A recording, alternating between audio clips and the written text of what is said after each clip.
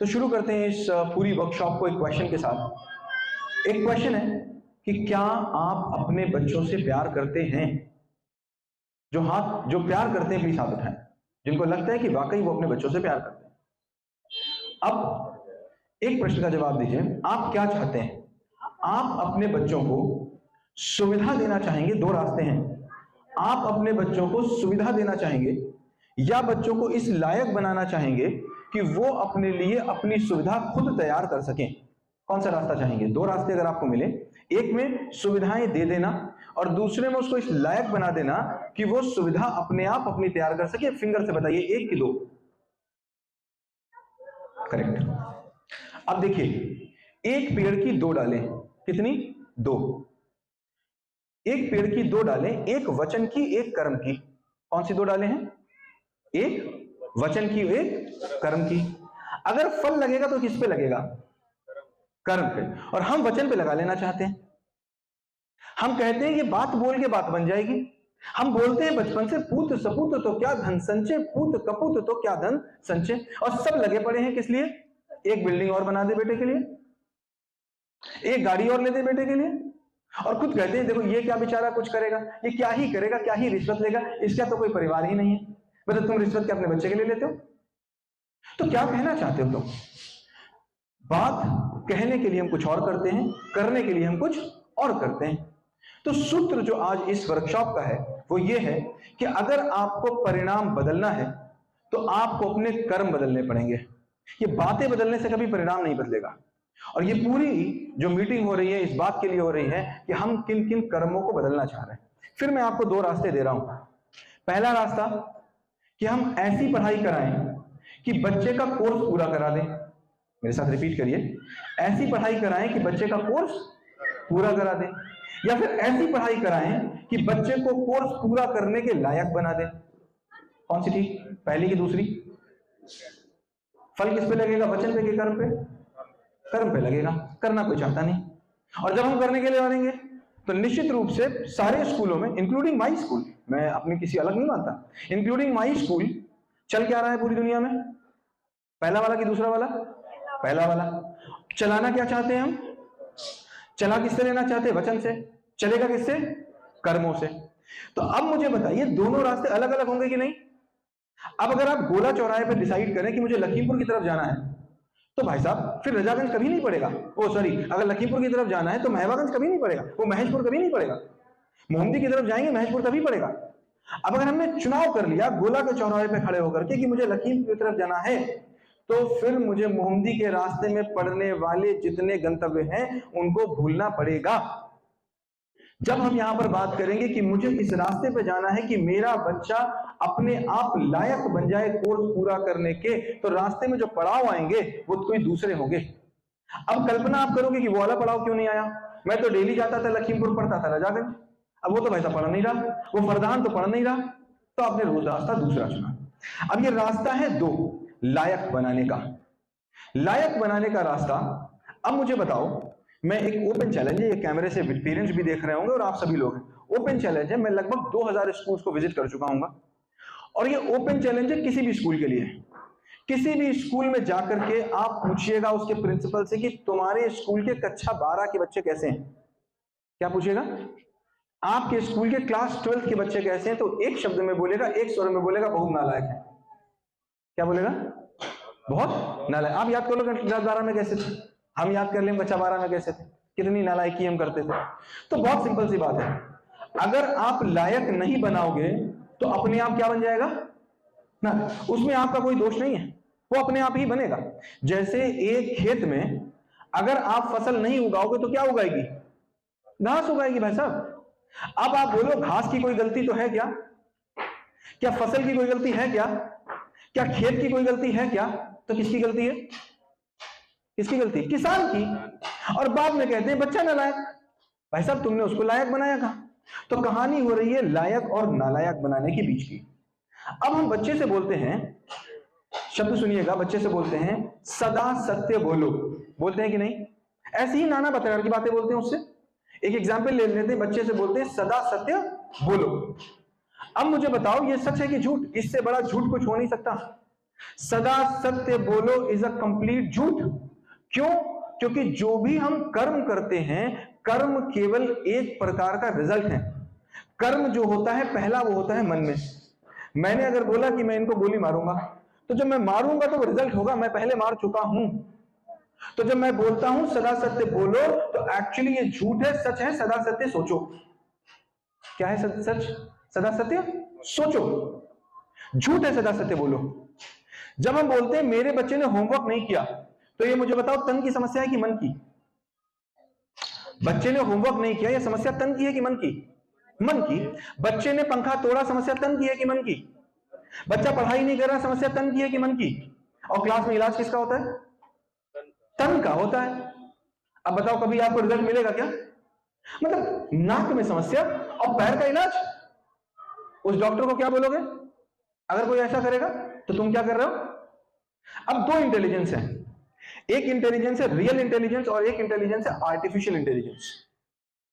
Artificial intelligence का क्या मतलब है? जिस इंटेलिजेंस से आप आर्टिफिशियल चीजें बनाए, पंखा बना लो, आर्टिफिशियल इंटेलिजेंस, आर्टिफिशियल चीज बना के तैयार कर दी।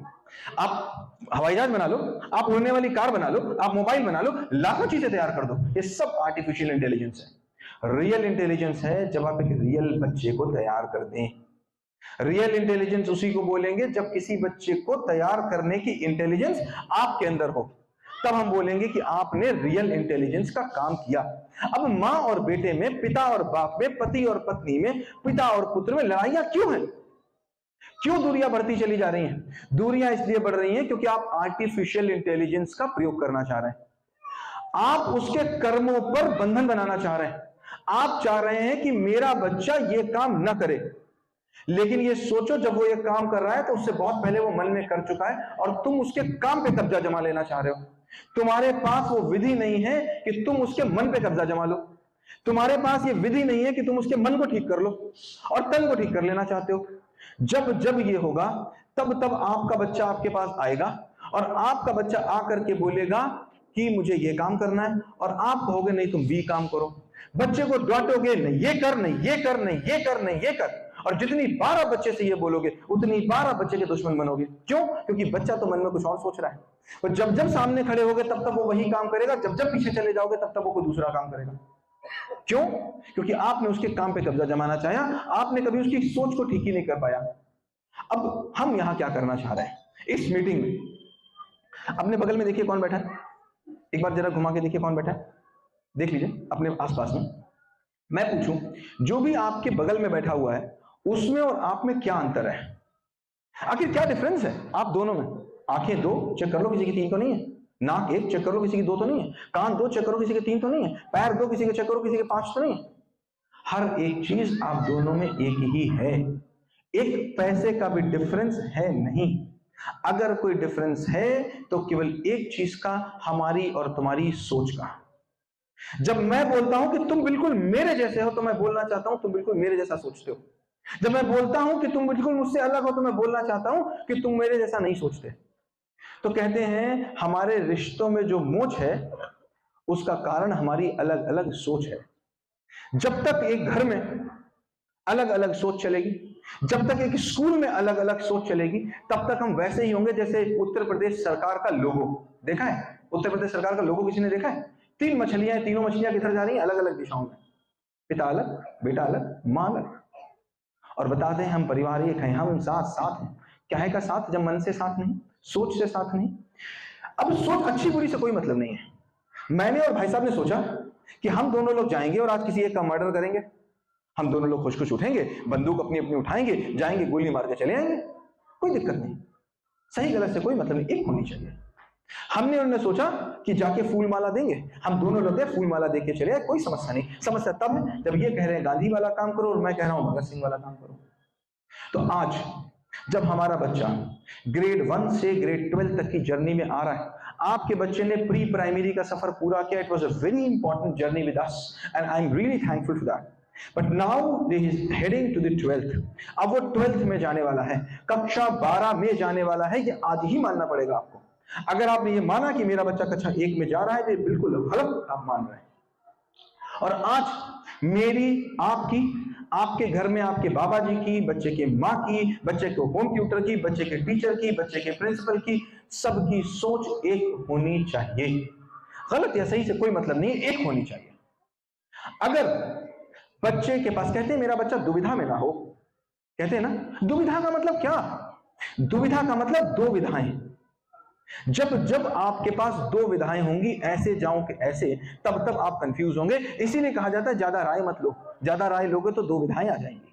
तो आज हम यहां पर इसीलिए बैठे हैं कि जब हम इंटर तक पहुंचे तो मेरा बच्चा कैसा होना चाहिए मुझे आज ही पता होना चाहिए। तो इंटर में मेरे बच्चे के पास कुछ चीजें होनी चाहिए। I would say you to write ma'am, I would say you to write ma'am.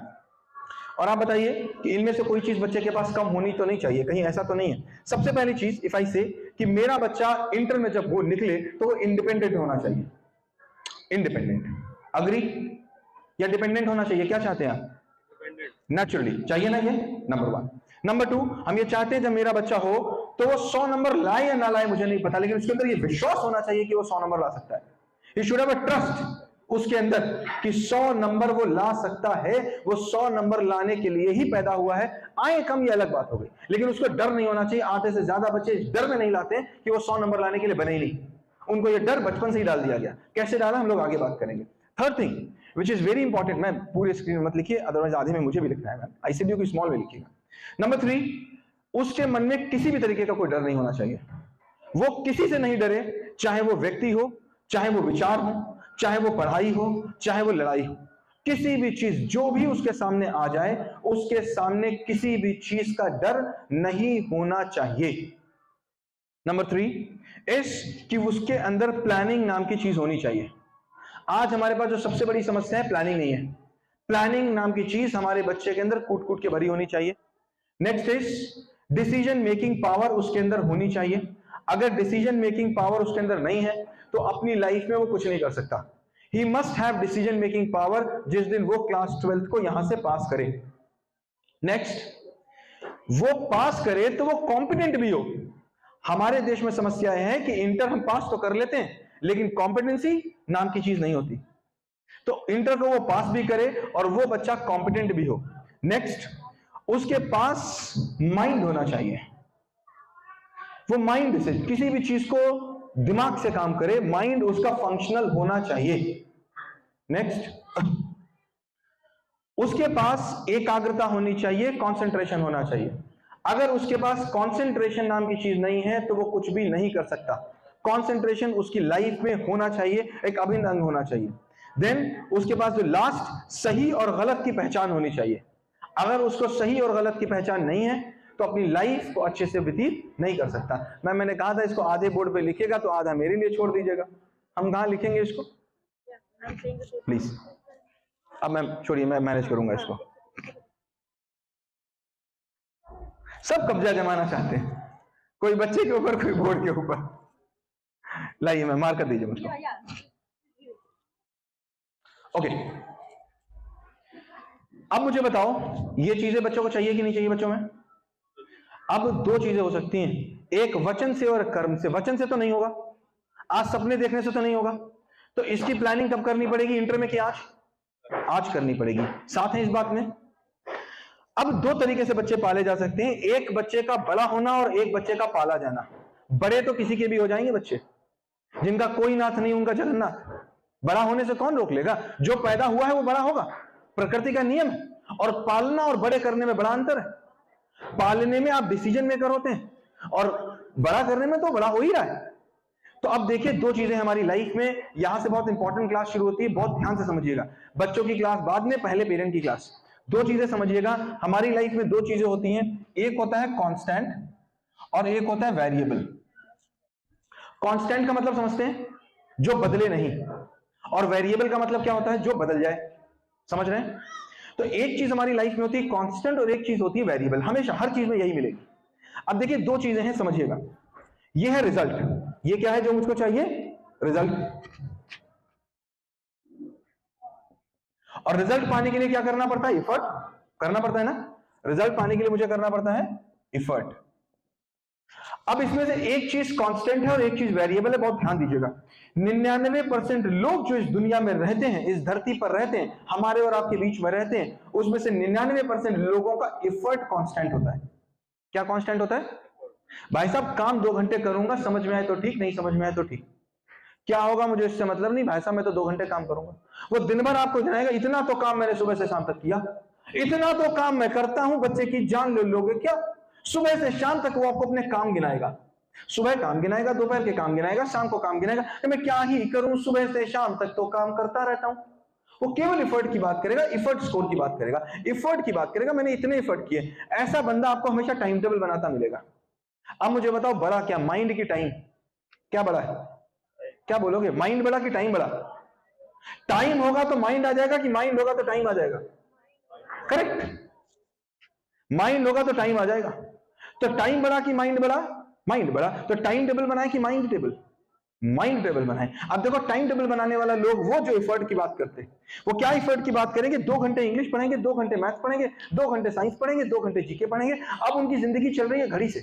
भाई साहब 2 घंटे मैथ पढ़ेंगे, कितना आएगा उससे मतलब नहीं है, 2 घंटे पढ़ना है, रिजल्ट स्कोर से कोई मतलब नहीं है। वो आपको बताएगा बच्चा मैंने 2 घंटे पढ़ तो लिया, और अपने आप को जस्टिफाई करेगा इस बात से कि मैंने 2 घंटे पढ़ तो लिया, मैंने 4 घंटे काम कर तो लिया, मैंने 14 घंटे काम कर तो लिया, मैंने ये किया तो था। इसका चूंकि एफर्ट कांस्टेंट है इसलिए रिजल्ट इसका वेरिएबल होगा। इसको कुछ नहीं पता कहां जाएगा। मैंने यहां से जाना है मोमदी, चला जाऊंगा भाई साहब, 2 बजे निकलूंगा तो ठीक, 3 बजे निकलूंगा तो ठीक, तो मैं किस समय पहुंचूंगा कुछ नहीं पता, रिजल्ट वेरिएबल है। क्यों? क्योंकि एफर्ट कांस्टेंट है। और दूसरा बंदा वो होता है जिसने अपने रिजल्ट को कांस्टेंट कर रखा है। उसने बोला है भाई साहब मैं तब उठूंगा जब मैं क्लास 1 का ये वाला चैप्टर पूरा कर लूंगा। अब मेरे लिए माइंड इंपॉर्टेंट है, ये माइंड टेबल है, मैं माइंड में देखूंगा क्या डालना है, उठूंगा तब जब मेरा माइंड पूरा हो जाएगा। मतलब वो है एफर्ट नहीं, रिजल्ट को कांस्टेंट करने वाला। उसने कांस्टेंट मान लिया कि मुझे 2:30 बजे दिल्ली पहुंच जाना है। अब 2:30 बजे अगर दिल्ली पहुंच जाना है, ऐसे आदमी के पास आपको प्लानिंग मिलेगी। वो हर दिन प्लानिंग करेगा, क्या ओहो इतना समय बच गया, अब तो मुझे और करना पड़ेगा, अरे आज मैंने नहीं पढ़ पाया, आज मैं मामा के यहाँ चला गया, मेरा रिजल्ट तो फिक्स्ड है कि मुझे 30 अप्रैल को ये काम करके देना है, तो उसके एफर्ट बदलेंगे। जब जब आपकी लाइफ में एफर्ट फिक्स होगा तो रिजल्ट बदलेगा, और जब जब रिजल्ट फिक्स होगा आपका एफर्ट बदलेगा, बदलता रहेगा एफर्ट। ऐसे आदमी को प्लानिंग मिलेगी, वो शाम को बैठ के अपने दिन को देखेगा, अरे ये तो मेरे रिजल्ट की तरफ जा ही नहीं रहा, मुझे अपने एफर्ट में कुछ और बदल रहा है, तो ये मेरे लिए फिक्स है, कम से कम मेरे लिए तो फिक्स है, मुझे नहीं पता आपका मुझे नहीं पता। और तब तक हमारे बीच में दुविधा आएगी, तब तक हमारे बीच में द्वंद्व आएगा, तब तक हमारे बीच में लड़ाई होगी, तब तक युद्ध होगा। द्वंद्व का मतलब क्या? द्वंद्व का मतलब 2, और युद्ध का मतलब 2 से ज्यादा। जब जब 2 से ज्यादा विचार आएंगे मेरे अंदर युद्ध होगा। तभी कहते हैं भारत से बड़ी महाभारत, हमारे सबके अंदर महाभारत चलती है, क्योंकि बहुत ढेर सारे हमारे अंदर विचार चलते हैं। द्वंद्व का मतलब 2, अगर 2 विचार चलेंगे तो मेरा तो फिक्स है कि इतनी चीजें होनी है। तो आज हम बात करेंगे कि इनमें से हर चीज को हम कहां से पूरा करने वाले हैं और कैसे पूरा करने वाले हैं। तो सबसे पहले बात करते हैं कंपटीशन की, सबसे इंपॉर्टेंट चीज। अगर आप अभी देखेंगे तो आपको सबसे पहले दिखेगी कंपटीशन, और इसको बहुत ध्यान से समझिएगा कि ये क्यों नहीं हो रही है। क्योंकि अगर हम समस्या की जड़ तक नहीं पहुंचेंगे तो हम समस्या के समाधान तक पहुंच भी नहीं सकते। मैं हमेशा अपने वीडियो में बोलता हूं, हर मीटिंग में बोलता हूं, कृष्ण कहते हैं कि मुझे वही भक्त पसंद है और उन्हीं भक्तों को मैं पसंद हूं जो मुझे तत्वों से जानते हैं। जो मुझे तत्वों से नहीं जानता, ना तो वो मेरा भक्त है, ना ही मुझे पसंद है, ना उसको मैं पसंद हूं। कहने का मतलब क्या है? कहने का मतलब यह है कि जब जब जिस चीज को आप जितनी गहराई से देख लेंगे तभी जाकर के आप उसके सॉल्यूशन तक पहुंच पाएंगे। जब मैंने देखूंगा कि ये एक बिल्डिंग है तो मैं इसके बाहरी रूप को देखूंगा, और जब मैं इसके बाहरी रूप को देखूंगा तो मैं कभी सॉल्यूशन नहीं ढूंढ पाऊंगा। कृष्ण कहते हैं इसको बिल्डिंग नहीं, इसको देखो बालू, सरिया, सीमेंट, मोरंग के रूप में, तो आप देख पाओगे एक्चुअली बिल्डिंग में समस्या है कि मोरंग में समस्या है। आपने कहावत सुनी होगी, कहानी सुनी होगी छोटे पे, कि एक बूढ़े बाप ने अपने बेटों को एक एक लकड़ी दी, तोड़ दी, 2-2 दी, तोड़ दी, 4-4 दी, नहीं तोड़ पाए। क्यों? क्योंकि वो ज्यादा हो गई थी। तो जब हम बोलते हैं मुझसे समस्या सॉल्व नहीं होती, तो एक्चुअली वो समस्याओं का पुलिंदा होता है मेरे हाथ में, और हम समस्या की जड़ तक नहीं पहुंच पाते। जब हम कहते हैं ब्रेन स्टॉर्मिंग, आपने वर्ड सुना होगा ब्रेन स्टॉर्मिंग, बोलोगे किसी से ब्रेन स्टॉर्मिंग क्या है, तो लोग बोलेंगे ब्रेन स्टॉर्मिंग का मतलब है सॉल्यूशन ढूंढना। ये बिल्कुल झूठ है। ब्रेनस्टॉर्मिंग का मतलब है प्रॉब्लम को ढूंढ लेना। ब्रेनस्टॉर्मिंग है ही नहीं सोल्यूशन को ढूंढना, ब्रेनस्टॉर्मिंग है प्रॉब्लम को ढूंढ लेना। बताओ डॉक्टर कौन सा अच्छा, जो दवा अच्छी दे देगी, जो डायग्नोस अच्छा कर ले। करेक्ट, दवा तो मेडिकल स्टोर वाला भी दे देगा अगर बता दो क्या बीमारी है। सो यहां पर बात है डायग्नोस करने की। तो जो मेरा बच्चा कॉम्पिटेंट नहीं बन रहा है, पहले उसकी बहुत गहराई से बात करते हैं आखिर ये हो क्यों रहा है, और टीचर्स बहुत ध्यान से सुने इसको। जब हम बात करते हैं इंटरमीडिएट में पहुंचते हैं, और इंटरमीडिएट में मेरा बच्चा आईआईटी का एग्जाम देता है। सभी लोग किसी ना किसी में तो बच्चा पहुंचेगा ना इंटरमीडिएट में। हम भ्रम में रहते हैं कि मेरा बच्चा इंटरमीडिएट में तो पहुंचेगा नहीं, जिस दिन पहुंचेगा उस दिन देखा जाएगा। नहीं, आज देखा जाएगा। उस दिन की क्या बात करें, आज बात करो इंटरमीडिएट में जब होगा तो क्या होगा। इंटरमीडिएट में जब आपका बच्चा पास करेगा अप्रैल में, और जब मई में एग्जाम देगा जाकर के आईआईटी का, तो पता क्या होता है, होता ये, मैम आपने जगह छोड़ी नहीं मेरे लिए। होता क्या है कि ये मेरा इंटरमीडिएट का सिलेबस और ये मेरा आईआईटी का सिलेबस, इतना गैप होता है जिस दिन आपका बच्चा इंटरमीडिएट क्रॉस करता है। और जितनी कोचिंग्स हैं वो सारी कोचिंग्स केवल एक ही काम कर रही हैं कि वो इस सिलेबस को पूरा कर दें। या सुनो, इतना ही काम तो कर रही हैं कि वो इस गैप को पूरा कर दें। यहां तक ठीक। अब मुझे बताओ, क्या ये गैप इंटर वाले दिन बन गया? क्या ये फर्स्ट ईयर में नहीं था? क्या ये हाई स्कूल में नहीं था? क्या ये 10th में नहीं था? क्या ये 9th में नहीं था? क्या ये 8th में नहीं था? क्या ये 7th में नहीं था? क्या ये फर्स्ट में नहीं था? अगर मैं ये बोलूं कि अभी एक नया आईआईटी खुल रहा है जो क्लास 1 से एडमिशन दे रहा है, और यही बच्चे उसके लिए एलिजिबल हो जाएंगे, और यही बच्चे उसके लिए पेपर देंगे जाकर के। आज कोचिंग शुरू हो जाएंगी क्लास 1 के आईआईटी पेपर दिलाने के लिए। क्यों? क्योंकि आज जो आईआईटी पेपर बनाएगी वो केजी के सिलेबस से बहुत ऊपर होगा। या सुनो, तो गैप तो आज भी है, लेकिन वो मुझे दिख नहीं रहा। मुझे कोई प्रॉब्लम नहीं हो रही अगर मेरा किडनी स्टोन मुझे पता नहीं चल रहा है तो, और समस्या कब हो रही है, मुझे दिख रहा है। तो क्या आज किडनी स्टोन अगर मुझे शाम को दिख गया तो समस्या उस दिन पैदा हुई कि उस दिन पैदा हुई थी जिस दिन पहले दिन वो बना था? उस दिन थी, दिखा नहीं मुझे। इसी को कहते हैं विषाद की स्थिति। विषाद की स्थिति मतलब जब आपको अपने विष दिखने लग जाएं, जब आपको अपनी कमियां दिखने लग जाएं, जब आप अर्जुन की तरह स्थिति में आ जाए। कृष्ण ने गीता तो सबसे बोली, समझ में अर्जुन को क्यों आई? क्यों? क्योंकि अर्जुन विषाद की स्थिति में था। और जिस दिन आप विषाद की स्थिति में पहुंच जाएंगे, हर राम को एक वशिष्ठ मिल जाएंगे और हर जनक को एक अष्टावक्र मिल जाएंगे। अब हमको देखना है कि आज क्या वो गैप है। अगर आज गैप हम पूरा नहीं कर पा रहे हैं तो ये सत्य है कि इंटर में भी पूरा नहीं होगा। यस नो, मान रहे हैं इस बात को? तो गैप का पूरा करना है आज की इंटर में, आज। लेकिन आज तो हम जागे नहीं है, आज तो हम सो रहे हैं, आज तो पेरेंट साथ नहीं है, आज तो हम बात कर रहे हैं 88 में से 40 पेरेंट आ रहे हैं, साथ ही नहीं है पूरा करने के लिए। क्यों? क्योंकि लड़ाई का हिस्सा नहीं बनना चाह रहा। अब देखो हो क्या रहा है, ये गैप आ क्यों रहा है? आ रहा है हमने समझ लिया, क्यों आ रहा है इसको भी समझ लेते हैं। तो बहुत ध्यान से बात को समझिएगा कि इंटरमीडिएट की परीक्षा है। अब बहुत आयरॉनिकल स्टेटमेंट है, इंटरमीडिएट की ये वाली परीक्षा सीबीएसई कराती है और बुक्स भी सीबीएसई छापती है। हम सीबीएसई की बुक पढ़ाते हैं, एनसीईआरटी, और सीबीएसई पेपर लेती है और हमारे बच्चे को 100 मार्क्स देती है, 99 मार्क्स देती है। और सीबीएसई पेपर कराती है आईआईटी का और नीट का, सीबीएसई ही कराती है। और वहां पर कहती है इंटर पास बच्चा आ जाओ। क्या सीबीएसई को किताबें नहीं पता? अगर सीबीएसई को बुक्स पता है तो इतनी बड़ी बेवकूफी का काम सीबीएसई कैसे कर सकता है कि तुम 1 महीने पहले बताया था ए पढ़ो और 1 महीने के बाद पूछ रहे हो सी बताओ? बेवकूफ है क्या? कुछ तो कारण है, लेकिन उस कारण तक कोई पहुंचना नहीं पहुंचना चाह रहा भाई साहब, नहीं पहुंचेंगे उस कारण तक। समझो क्या कारण है, क्यों ऐसा हो रहा है। बेवकूफ नहीं है सीबीएसई। इंडिया में एक बॉडी है जिसको कहते हैं एनसीएफ, नेशनल करिकुलम फ्रेमवर्क। ये बताता है कि किस क्लास के बच्चे को क्या पढ़ाया जाना चाहिए। जैसे एक बॉडी है MCI, medical council of India, वो बताएगी, चल रहा है, वो बताएगी मेडिकल काउंसिल ऑफ इंडिया कि एक बीमार मरीज को कितने एमजी की दवा देनी चाहिए। ये एमसीआई डिसाइड करेगी, कोई डिसाइड नहीं कर सकता। ऐसे ही एनसीएफ डिसाइड करेगी कि किसी क्लास में किस बच्चे को क्या पढ़ाया जाना चाहिए, ये एनसीएफ डिसाइड करेगा और एनसीईआरटी उसकी किताब छापेगा। यहां तक तो बात समझ में आई, और हम उसको पढ़ाएंगे। तो सब कुछ तो ठीक चल रहा है, एनसीएफ बता रही है ये पढ़ाओ, एनसीईआरटी ने बुक छाप दी और हमने पढ़ा दी। तो ये गैप आ क्यों रहा है, कहां से आ जा रहा है? तो बहुत ध्यान से बात को समझिएगा। जब जब हम ग्रुप में काम करते हैं, जैसे अगर यहां पर सारे लोगों को कोई टारगेट दे दिया जाए सेल का ग्रुप में, तो हम हमेशा जो भी टारगेट देते हैं वो मिनिमम होता है। क्या बोलेंगे कि भाई मिनिमम 1 लाख की सेल करके आना, मिनिमम 4 रोटी बना के आना, मिनिमम इतना काम करके आना। तो ये जो एनसीएफ बना रहा है ये किसी एक बच्चे के लिए नहीं, उमा देवी चिल्ड्रंस एकेडमी के लिए नहीं, ये पूरे हिंदुस्तान भर के आदिवासी से लेकर के, पहाड़ों से लेकर के, नॉर्थ ईस्ट से लेकर के, साउथ से लेकर के हर एक बच्चे के लिए बना है। तो एनसीएफ बनाता है वो न्यूनतम चीज, क्या पकड़िएगा पॉइंट को, वो न्यूनतम चीज जो कक्षा 1 में पढ़ाई जानी चाहिए, वो न्यूनतम चीज जो कक्षा 4 में पढ़ाई जानी चाहिए, वो न्यूनतम चीज जो कक्षा 6 में पढ़ाई जानी चाहिए, और बुक ने वो छाप दी और हमने उसको मैक्सिमम मान लिया।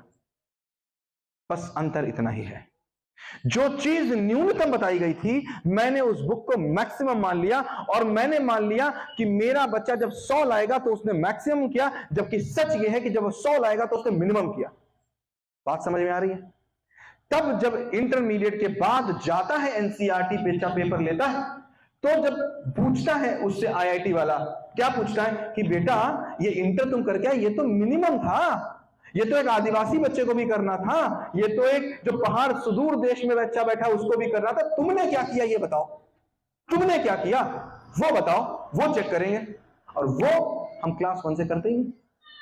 तो पहली चीज, जब ये हाथी होता है छोटा, बहुत छोटा सा हाथी होता है, उसको बांध देता है महावत एक छोटी सी लकड़ी से, और लकड़ी से बांधने के बाद उसको एक छोटी सी जंजीर से बांध देता है, और हाथी बहुत कोशिश करता है तोड़ने की, तोड़ नहीं पाता। धीमे धीमे हाथी इतना बड़ा हो जाता है कि वो अगर चाहे तो दीवार में अगर लात मार दे तो दीवार टूट जाए, लेकिन अभी भी उस छोटी सी लकड़ी से बंधा हुआ है। क्यों? क्योंकि उसका माइंड बंधा है, अब वो उसको तोड़ना ही नहीं चाह रहा। ये पिछले 200 सालों से हमारे इस माइंड को बांधा गया है कि तुम्हें किताब से आगे नहीं निकलना, तुम किताब से आगे मत जाओ। अब यहां पर कहानी बिल्कुल उल्टी होने वाली है। आपकी बुक में 100 नंबर लाने पे बच्चा पास माना जाएगा, ये 100 पास हैं। जब समझ में आ रही बात, 100 पास होंगे, 100 के आगे जो करोगे वहां से गिनती शुरू होगी, 100 तक तो 0 हो, इसके आगे अब बताओ मुझे तुम क्या करोगे। अगर तुम क्लास 1 पास करने के बाद हिंदुस्तान में जितने ओलंपियाड होते हैं, अगर तुम उनको आज क्वालिफाई नहीं कर सकते तो तुम क्या खा करके इंटर के बाद क्वालिफाई करोगे? साथ में मेरे इस बात से यस। तो एक क्लास फर्स्ट में तो ओलंपियाड क्वालिफाई होंगे, कोई भी ओलंपियाड आप देख लीजिए, क्लास अगर 3rd का होगा तो 3rd से ऊपर का होगा, यस नो। अगर 4th का ओलंपियाड होगा तो 4th से ऊपर का, क्यों? उनको पता है ये तो मिनिमम कॉमन एजेंडा था भाई साहब, ये तुम क्या कर रहे हो। तो पहली चीज, हमको अपने बच्चों को बुक के चंगुल से बाहर निकालना है। अब बात होगा कि ये निकलेंगे बच्चे तो कैसे निकलेंगे। तो निकलेंगे केवल एक ही चीज से, जब तक ये पहली चीज बच्चे को हम नहीं देंगे, वो क्या है? कंसंट्रेशन। सबका बाप, अगर ये एकाग्रता नाम की चीज बच्चे के अंदर नहीं आई तो ये जितनी चीज हम देख रहे हैं सब सपना है, किसी चीज का कोई मतलब नहीं है। तो ये एकाग्रता मतलब क्या, अब समझिएगा। एकाग्रता का मतलब एक समय में एक काम करना, एक ही चीज एकाग्रता है और कोई काम नहीं। जैसे एक समय में क्या शरीर से आप 2 काम कर सकते हैं? नहीं। आप खाना बनाते बनाते सो सकते हैं? नहीं। सोते सोते दौड़ सकते हैं? नहीं। एक समय में शरीर से एक समय में एक जगह पे 2 काम नहीं कर सकते, लेकिन आपका मन एक समय में कई काम कर सकता है। तो जब हमारा मन एक समय में एक काम करना शुरू कर दे, उसको बोलेंगे एकाग्रता। अब जो मैं बात बोलने जा रहा हूं वो आपको बहुत उल्टी लगेगी। क्यों उल्टी? का मतलब क्या? उल्टी का मतलब जैसे 2 चीजें होती हैं, समझिएगा। एक होता है जीव और एक होता है अजीब। दोनों को ध्यान समझिए, एक होता है जीव, एक होता है अजीब।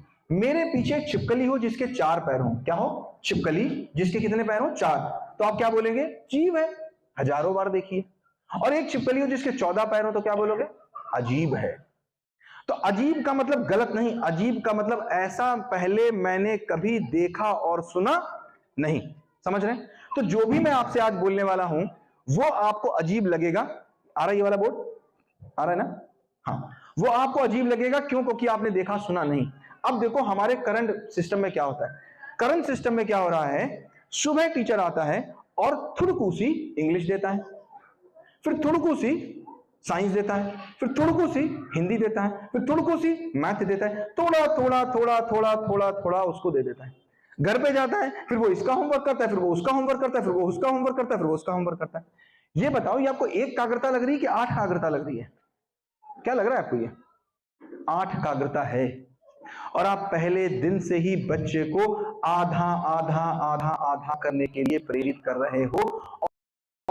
तो बात आधा ही करने की आपकी करने की आपको पूरा करने की आदत से पैदा करने के साथ होगा आपके सुने एक जो चलेगा तब तक हो जाएगा, दूसरा सब्जेक्ट शुरू। अब आप बोलोगे क्यों? तो देखो फॉर्मूले जैसे मैथ फॉर्मूले से चलती है वैसे लाइफ फॉर्मूले से चलती है। खाना जब आप पकाते तो कैसे पकाते हैं बताइए? कहीं ऐसे कि आपने पहले बात रखी 2 मिनट के लिए रखी 2 मिनट के लिए उतार ली, फिर रोटी ली, फिर चावल रखा उतार लिया, ऐसा कि दाल रखा तो उतारे नहीं है। पकाते एक एक करके, क्या करते हैं? चढ़ाएंगे, जब तक नहीं पकाएंगे नहीं। और खाते कैसे हैं? This is the formula of life to academic. ये जितने एकेडमिक्स और लाइफ को अलग अलग समझने की वही एकेडमिक एक ही सीख, जो नियम लाइफ पे चलेंगे बनाने की आएगी मैथ आएगी तो केवल मैथ ही पकाया जाएगा, कुछ भी और नहीं। जब तक हमारा बच्चा के इस लेवल पहुंच जाएगा दूसरे सब्जेक्ट में उसको डाला नहीं जाएगा। आपको कसौटी करेगी, हैरान करेगी। 100 साल से आपने यही होते देखा है, खिचड़ी पकते ही देखी, आप पकती स्कूल में नहीं देखी।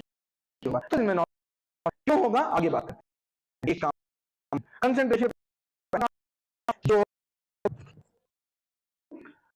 बताओ पहले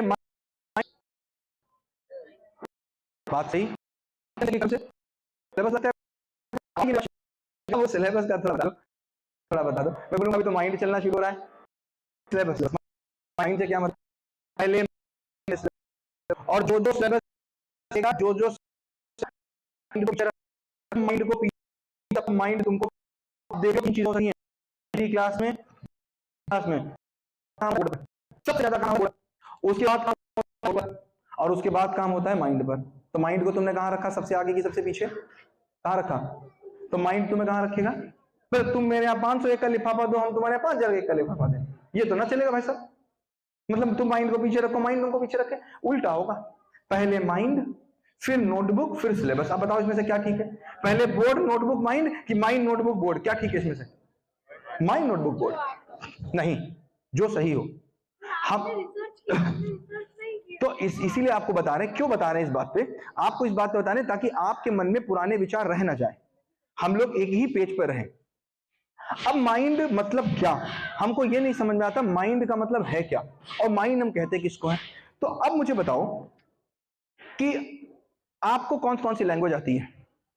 हिंदी आती है? इंग्लिश आती है? पक्का? करेक्ट। हिंदी तो आती है, लैंग्वेज आती है। जब मैं आपको बोल रहा हूं तो क्या बोल रहा हूं? आपकी नाक को आती है? किसको आती है? माइंड को आती है। और मैं अगर प्रूफ कर दूं नहीं आती है, अभी प्रूफ करता हूं 1 मिनट में। देखो, माइंड का मतलब आपके माइंड में हिंदी की लैंग्वेज आती है, मैं हिंदी का इंग्लिश लैंग्वेज आती है। इंग्लिश का मैं एक वर्ड बोलता हूं, इंग्लिश का वर्ड है W। क्या वर्ड है? क्या नंबर है? W, T से है। क्या है? W। मतलब पता है इसमें इंग्लिश का? नहीं बताना? नहीं पता। चलो मैं बताता हूं W का मतलब। W का मतलब होता है नोजिलिया। क्या मतलब होता है? नोजिलिया। आ गया समझ में? अच्छा नहीं आया? ओके। अच्छा वैसे मैं इंग्लिश ही बोल रहा था। नोजिलिया का मतलब होता है डोरीफाई। क्या होता है? डोरीफाई। आ गया समझ में? अच्छा अभी भी नहीं आया? लगती तो ठीक ठाक हो दिमाग से, कोई बात नहीं। डोरीफाई का मतलब होता है नेसीपिया। क्या होता है? नेसीपिया। नहीं आया? अच्छा ये नॉर्मल क्लास होती तो पता क्या होता? नॉर्मल क्लास होती तो बच्चे को बोलते बदतमीज कहीं के, 3 दिन से तुमको बता रहे हैं, तुमको समझ में नहीं आता, रुक अभी तेरे पिता को फोन करते हैं, पापा को फोन करते हैं। इसको 3 दिन से हम वर्ड बता रहे, इसको याद नहीं हो रहा, तो पापा बोलते काम करके 2 थप्पड़ लगाए, ठीक हो जाएगा। अभी घर पे आता मैं भी बताता हूँ। अब टीचर 2 थप्पड़ लगाता, फिर बच्चा क्या करता? 1 second sir, 1 second sir, 1 second sir, क्या बोला सर? W मतलब नोजिलिया, सर नोजिलिया मतलब डोरीफाई, तो डोरीफाई।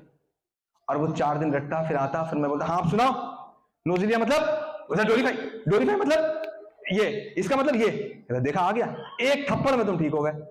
क्या उसको समझ में आया था? रट लिया। शब्दों पे काम भाई साहब, शब्दों पे काम। अब बात इस बात की नहीं है, बात इस बात की कि तुमको समझ में आ क्यों नहीं रहा।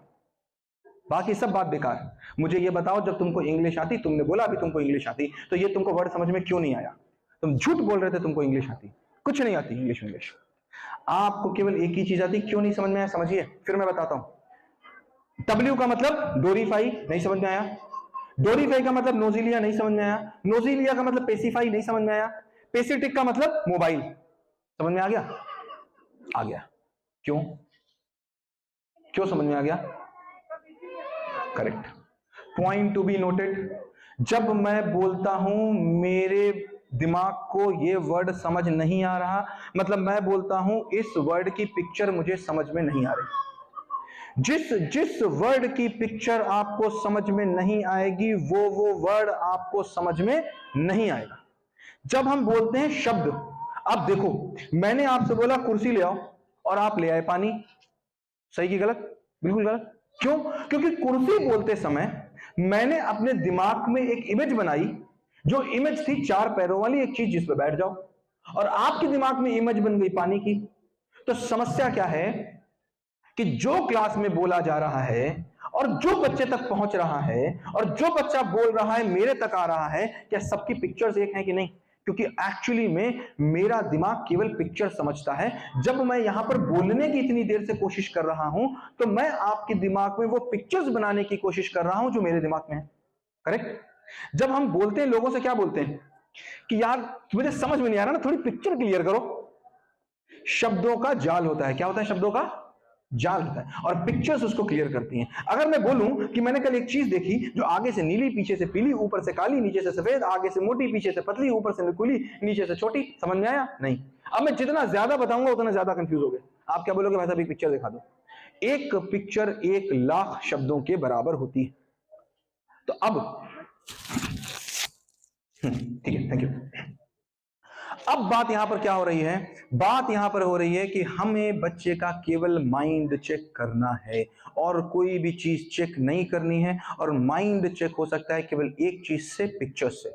जैसे मैं बोलूं, अभी यहां पर टीचर्स हैं, हमारे पास भी टीचर्स हैं, अगर मैं टीचर से बोलूं बेटा तुमने कल क्या पढ़ाया, तो बोलेगा कितना सिलेबस पूरा हो गया आपकी क्लास में? तो बोलेगा सर मैं 7th में पढ़ाता हूं और मेरे 7th में एसएसटी में 4 चैप्टर पूरे हो गए। मैंने कहा बड़ा अच्छी बात है भाई, 4 चैप्टर पूरे हो गए। मैं बोलूंगा कहां पूरे हो गए? बोलेगा सर वो नोटबुक में पूरे हुए सर। मैंने कहा माइंड में? है वो नहीं पता सर। माइंड का क्या पता? अरे माइंड का कौन जानेगा, वो कैसे पता होगा? नोटबुक का पूछो बता दूंगा। नोटबुक में 4 चैप्टर पूरे, तो पूरे कहां कराने? माइंड में। पूरे कहां हुए? ये पूरा टॉपल करना है। It's completely to be toppled. जो बात होगी वो माइंड की होगी। माइंड चेक होगा पिक्चर से। माइंड को कुछ और नहीं आता। अब बात करते हैं, आपके माइंड को पिक्चर आती है, करेक्ट? चलो मेरे मन में पिक्चर बताओ कौन सी? बताओ। तो पिक्चर आती है? नहीं पता? तो समझो लैंग्वेज क्या काम करती है। इस बात को अगर समझ लिया तो आपको लैंग्वेज समझ में आ जाएगी। लैंग्वेज एक कैरियर है जो एक बिजली के तार की तरह है। जनरेटर चला और लाइट जली, उसके बीच में तार के माध्यम से इलेक्ट्रिसिटी आ रही है। ऐसे ही मेरे माइंड की पिक्चर्स उस लैंग्वेज के माध्यम से आपके माइंड तक पहुंच रही हैं। Language is only medium which is transferring the pictures from my brain to your brain. केवल इतना ही है। अब एक छोटी सी एग्जांपल ले लेते हैं इंग्लिश का, उसको लेंगे तो हम आगे समझ पाएंगे कि हम इसको करेंगे कैसे। देखो इंग्लिश का एग्जांपल,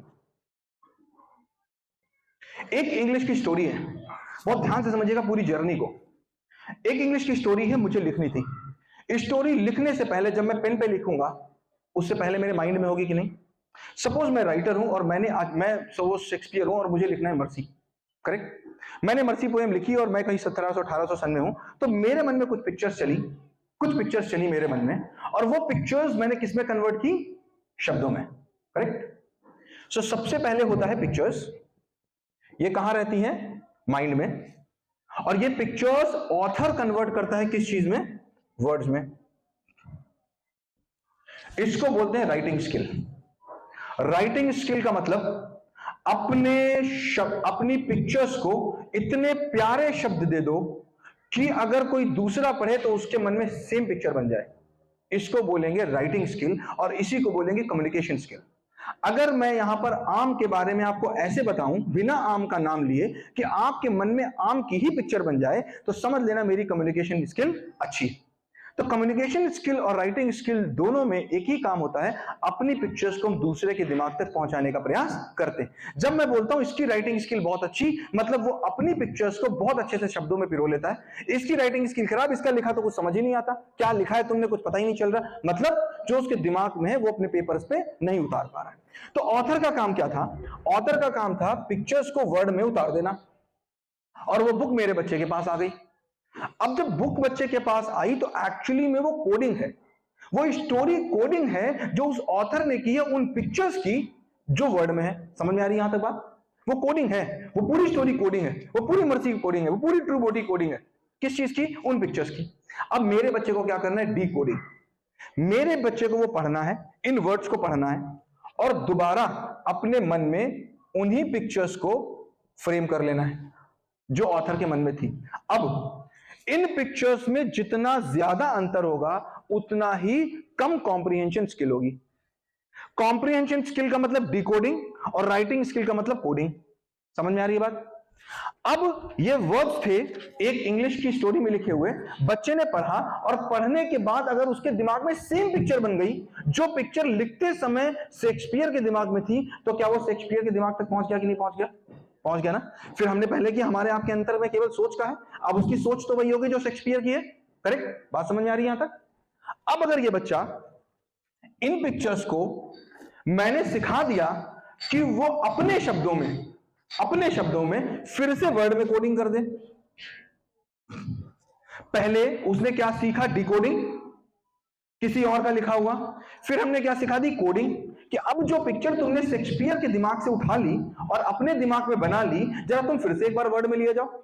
और बच्चे ने अगर वर्ड में ले गए और एग्जामिनर के मन में इन वर्ड ने फिर पिक्चर बना दी एग्जाम में, और देखो जो शेक्सपियर के मन में पिक्चर थी वही कोडिंग करके शेक्सपियर ने वर्ड में डाली। अगर वही पिक्चर बच्चे ने अपने दिमाग में कर ली डिकोडिंग करके, मतलब इसको बोलेंगे रीडिंग स्किल, कॉम्प्रिहेंशन स्किल। क्या बोलेंगे इसको? Comprehension skill. उसके बाद बच्चे ने उसको वर्ड में लिख दी, इसको क्या बोलेंगे? राइटिंग स्किल या आंसर राइटिंग स्किल। और एग्जामिनर के मन में अगर सेम पिक्चर आ गई तो मार्क्स कितने आएंगे? करेक्ट। समझ रहे हैं कहां चूक हो रही है? चूक हो रही है कोडिंग और डिकोडिंग में। अब बात करते हैं अगली, ये माइंड समझ में आया ना, माइंड कैसे काम करेगा, कैसे माइंड को चेक किया जाएगा। अब बात करते हैं कि ये डर क्यों है। अगला पॉइंट था ना हमारा डर, ये 100% मार्क्स फियर। ये फियर क्यों है उसका? फियर केवल एक ही काम से, फॉर्मूला फिर समझ लीजिए।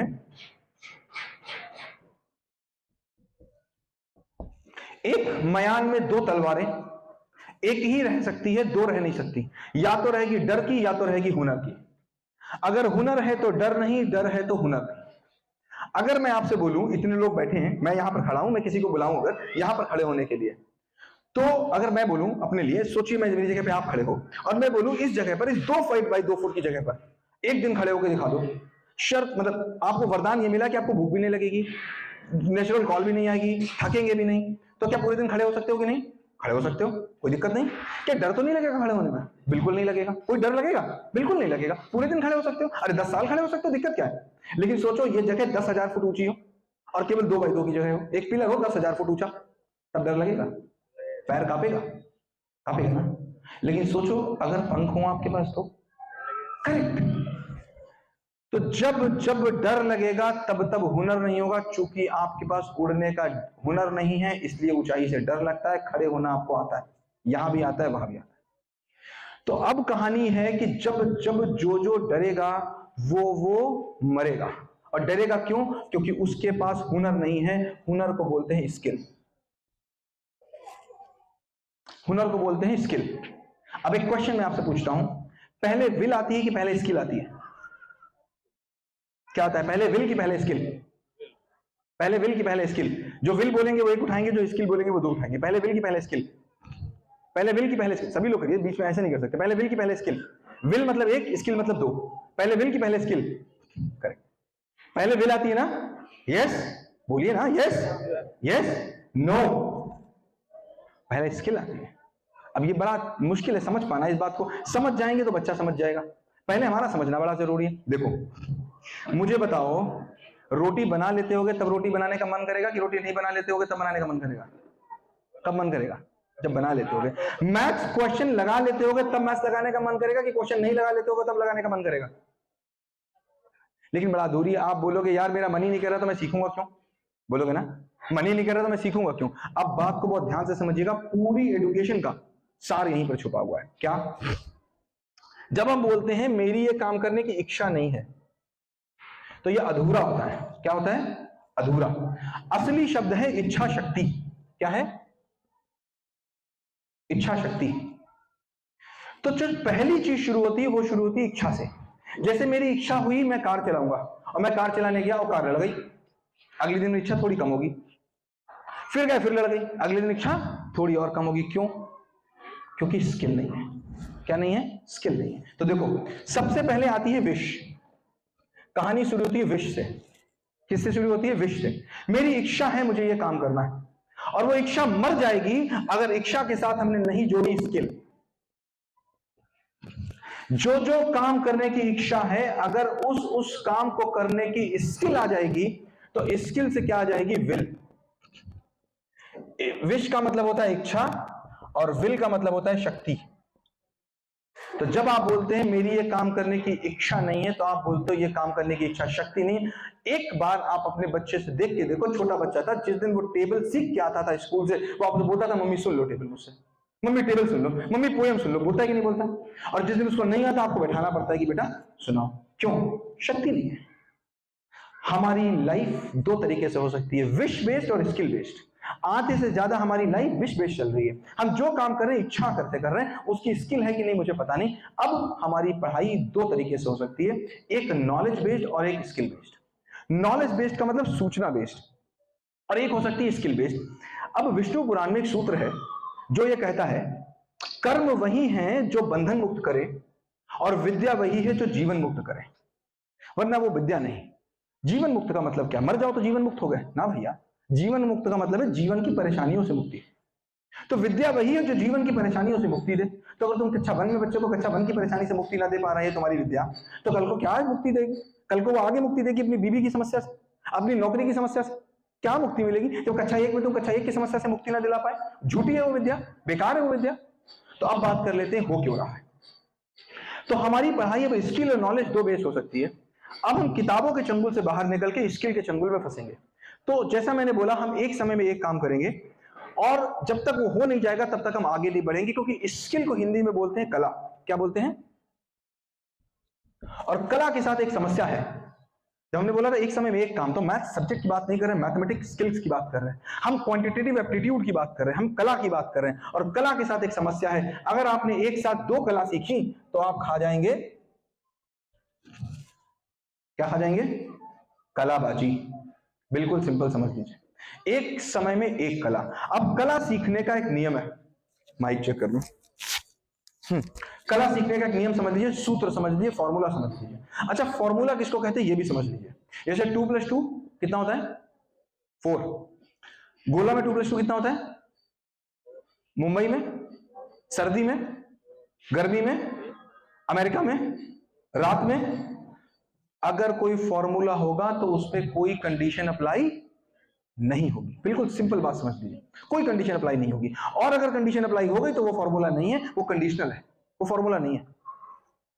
अब फॉर्मूला क्या है, बहुत ध्यान से समझिएगा किसकी स्किल को सीखने का। फॉर्मूला है, अगर कोई एक ही स्किल, सबसे पहली बात, कोई एक ही स्किल दुनिया की कोई पकड़ लीजिए जो आपको सबसे कठिन लगती हो, जो लगता हो मैं कभी नहीं कर सकता, उसको पकड़ लीजिए। सोच लीजिए, नाचना, गाना, दौड़ना, घूमना, कोडिंग करना, whatever skills you want, skill पकड़ लीजिए उस स्किल को। और कोई भी स्किल अगर आप 45 दिनों तक, फॉर्मूला है 45 डेज तक, किसी भी स्किल को साधना की स्टेट तक, कौन सी स्टेट तक? साधना की स्टेट तक प्रैक्टिस कर लीजिए, वो स्किल आपको आ जाएगी। आप बोलोगे साधना की स्टेट क्या होती है? तो मैंने क्या बोला, किसी भी स्किल को 45 दिनों तक साधना की स्टेट में प्रैक्टिस कर लीजिए, आपको स्किल आ जाएगी। साधना की स्टेट मतलब क्या? साधना का मतलब एक दिन में किसी भी काम को कम से कम 8 घंटे करना, और एक मन से करना। कभी कभी आपने देखा होगा, हम कोई काम करते हैं तो जो 1 घंटे में करते हैं, कभी कभी वो 10 मिनट में हो जाता है। पता है क्यों? क्योंकि आप एक मन से कर रहे होते हो। और कभी कभी उसी काम को 10 दिन में करते हो। पूरा पूरा पढ़ ले, समझ ही में नहीं आया। क्यों? क्योंकि आप साधना की स्टेट में नहीं थे, एकाग्रता। मैंने क्या बोला? सबका पिताजी कौन है? कंसंट्रेशन। तो सबसे पहले तो कंसंट्रेशन पे ही बात होगी कि बच्चा एक मन से काम करे। और कितनी देर? 8 घंटे। अगर आप सोचो, आपको हवाई जहाज उड़ाना किसको किसको आता है? यहां पर नहीं आता ना? नहीं आता? उस बच्चे को आता है। क्या बात है, बच्चे के लिए ताली होनी चाहिए। सोचो आपको हवाई जहाज उड़ाना नहीं आता। अब आप 45 दिन तक लगातार 45 डेज बैक टू बैक 8 घंटे लगातार आप एक ही काम करें, हवाई जहाज उड़ाना सीखना है। सीख जाएंगे कि नहीं? ये सुनो, करेक्ट। दुनिया में कोई भी ऐसी स्किल नहीं है, स्किल होनी चाहिए। आप बोलो कोडिंग सीखेंगे, कोडिंग की नॉलेज नहीं, लैंग्वेज नहीं आती। नॉलेज और स्किल को अलग अलग करो। नॉलेज अलग, स्किल अलग। नॉलेज मतलब सूचनाएं, और स्किल मतलब उन सूचनाओं को प्रयोग करना। इसी को बोलेंगे शिक्षा और विद्या। शिक्षा का मतलब क्या? शिक्षा का मतलब सूचनाओं का सार। शिक्षा लेता है शिक्षार्थी। और विद्या मतलब विधाओं का सार। जहां पर विधाएं होंगी उसको विद्या बोलेंगे, और जहां पर सूचनाएं होंगी उसको शिक्षा बोलेंगे। और हमने सूचना को विद्या मान लिया, हमने सूचना को नॉलेज मान लिया ना। सूचना नॉलेज नहीं है, सूचना केवल सूचना है, इंफॉर्मेशन है। सूचना और नॉलेज में क्या अंतर? मुझे पता है सदा सत्य बोलो, मैं बोलता नहीं। मुझे पता है किसी को गाली मत दो, मैं देता हूं। मुझे पता है ये काम मत करो, मैं करता हूं वो काम। मतलब मेरे केवल वो सूचना के स्तर तक है।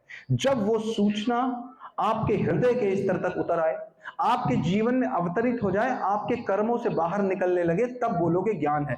मतलब मुझे पता भी हो कि सदा सत्य बोलो, और मैं बोलूं भी सत्य। जब मुझे पता हो किसी से मत लड़ो, और मैं लड़ूं भी मत, तब आप बोलोगे कि तुम्हें इस चीज का ज्ञान भी है। समझ रहे हैं बात को? तो मैथ तुमको आती है, तुमसे सवाल नहीं लगता, तो तुमको ज्ञान है, तुमको सूचना है, तुमको फॉर्मूलों की सूचना है। और हर स्कूल में, इंक्लूडिंग मी, जब मैं बोलता हूं तो मैं अपने को अलग नहीं करता, अपने को बिल्कुल अलग नहीं करता, इंक्लूडिंग मी। बच्चे को मैथ्स का क्वेश्चन दे दीजिए और जरा डिजिट चेंज कर दीजिए, आधे बच्चे नहीं लगा पाएंगे। लैंग्वेज चेंज कर दीजिए तो 2 बच्चे केवल लगा पाएंगे। क्यों? क्योंकि उनको केवल सूचना थी, उनको ज्ञान नहीं था। ज्ञान कभी भी किसी भी बंधन में नहीं बांधता। जैसे अगर आपको साइकिल चलाने का ज्ञान है, तो आप क्या केवल गोला में चला सकते हैं? मुंबई में भी चला सकते हैं, लंदन में भी चला सकते हैं। और अगर कोई बोले कि मैं मोमडी में तो चला सकता हूं, मैं लंदन में नहीं चला सकता, मतलब तुम मोमडी में भी नहीं चला सकते, तुम झूठ बोल रहे हो। तो ज्ञान होगा अगर आपको मैथमेटिकल एप्टीट्यूड का, तो तुम कुछ भी कर पाओगे अगर तुमको उसके फॉर्मूलों की और उसके कॉन्सेप्ट की जानकारी है। और अगर केवल कॉन्सेप्ट की और फॉर्मूलों की जानकारी है तो तुम उतने ही लगा पाओगे जितने उस किताब में सवाल है। तो हमारा काम होगा बच्चे के क्वांटिटेटिव एप्टीट्यूड को बढ़ाना, वो स्किल होगी। उसके बाद नॉलेज लेने के लिए वो फ्री होगा, वो जितनी चाहे उतनी नॉलेज ले ले। जो जो नॉलेज लेता रहेगा वो काम करता रहेगा। बात समझ में आ रही है? Yes no? आ रही? अब देखिए काम क्या चलने वाला है। काम ये चलने वाला है कि क्लासरूम में एक समय में हम एक स्किल पकड़ेंगे। अगर हमने रीडिंग पकड़ी तो हम बच्चे की हिंदी की रीडिंग को पकड़ेंगे, और हिंदी की रीडिंग को पकड़ करके किसी भी सीमा के बंधन में नहीं बांधेंगे। वो आपका बच्चा क्लास 1 की रीडिंग करेगा। अगर रीडिंग 1 की कर लेगा तो 2 की कर पाएगा कि नहीं?